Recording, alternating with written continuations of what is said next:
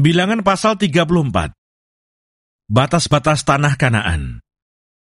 Tuhan berfirman kepada Musa, "Perintahkanlah kepada orang Israel dan katakanlah kepada mereka, apabila kamu masuk ke negeri Kanaan, maka inilah negeri yang akan jatuh kepadamu sebagai milik pusaka, yakni tanah Kanaan menurut batas-batasnya.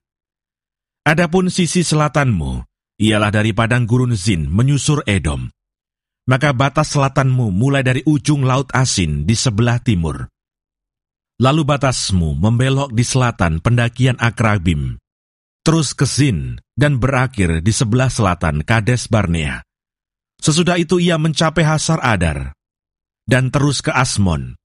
Kemudian batas itu membelok dari Asmon ke sungai Mesir dan berakhir ke laut. Batas baratmu ialah laut besar dan pantainya, itulah batas baratmu.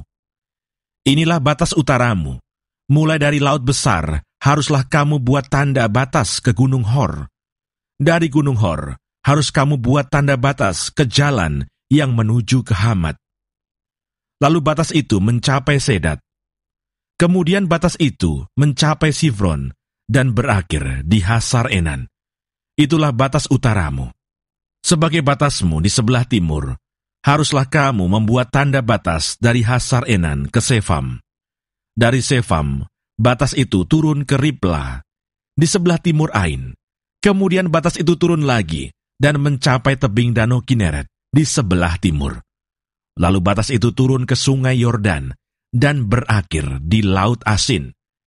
Itulah negerimu menurut batas-batasnya sekeliling. Mengenai pembagian tanah Kanaan, Musa memerintahkan kepada orang Israel, "Itulah negeri yang akan kamu bagi sebagai milik pusaka dengan membuang undi yang diperintahkan Tuhan untuk diberikan kepada suku yang 9,5 itu. Sebab suku Bani Ruben menurut puak-puak mereka, dan suku Bani Gad menurut puak-puak mereka telah menerima milik pusakanya. Juga suku Manasye yang setengah itu telah menerimanya. 2,5 suku itu telah menerima milik pusaka mereka di seberang sungai Yordan, di dekat Yeriko, ke sebelah timur." Tuhan berfirman kepada Musa, "Inilah nama orang-orang yang harus membagikan tanah itu kepadamu sebagai milik pusaka: Imam Eleazar dan Yosua bin Nun. Lagi, haruslah kamu mengambil seorang pemimpin dari setiap suku untuk membagikan tanah itu sebagai milik pusaka.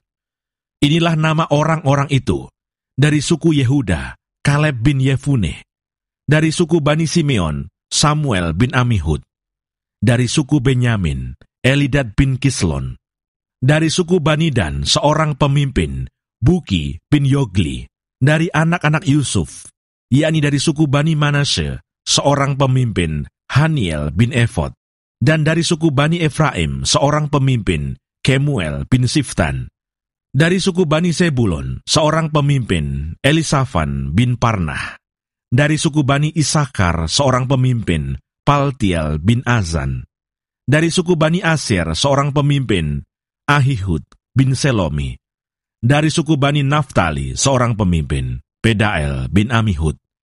Itulah orang-orang yang diperintahkan Tuhan untuk membagikan milik pusaka kepada orang Israel di tanah Kanaan.